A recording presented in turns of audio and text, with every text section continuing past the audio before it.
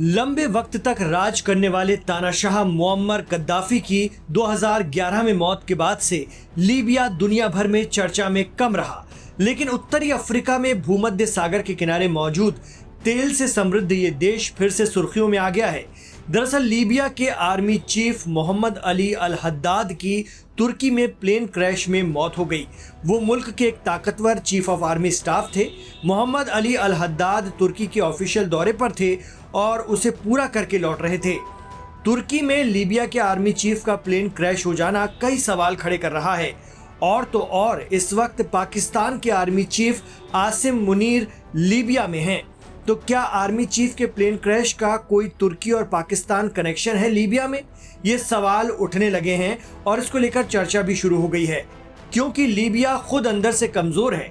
ऐसे में बाहरी ताकतें भी अपना वर्चस्व वहां जमाने में लगी हुई हैं। इसमें तुर्की और पाकिस्तान का नाम शामिल है।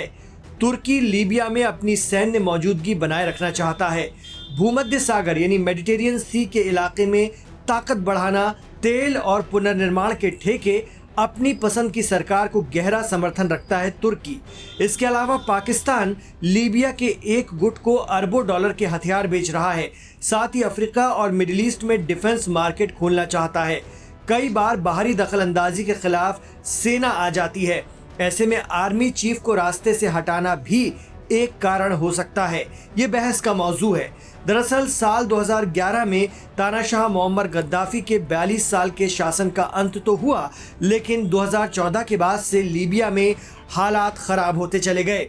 पश्चिमी लीबिया में राजधानी त्रिपोली से एक सरकार और पूर्वी लीबिया में बेंगाजी इलाके से चलने वाली समानांतर सत्ता, दोनों गुट खुद को वैध मानते रहे। लीबिया के पश्चिम में आज की मुख्य सरकार government of national unity Tripoli से काम करती है, जबकि पूर्व में हाउस ऑफ रिप्रेजेंटेटिव HOR उससे जुड़ा ढांचा खलीफा हफ्तार और उनके सेनाओं के प्रभाव में है।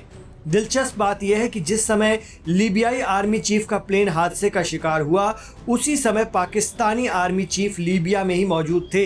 ऐसे में कई और सवाल पैदा हो रहे हैं। गद्दाफी के खात्मे के बाद लीबिया में समस्याएं पहले से ज्यादा खतरनाक होती चली गई।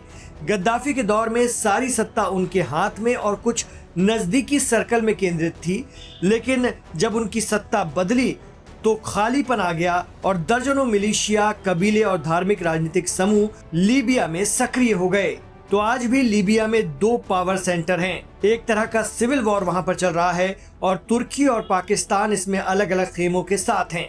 तो क्या Libya army chief Mohammed Ali al Haddad का विमान हादसे का शिकार हो जाना तुर्की में जानबूझकर किया गया?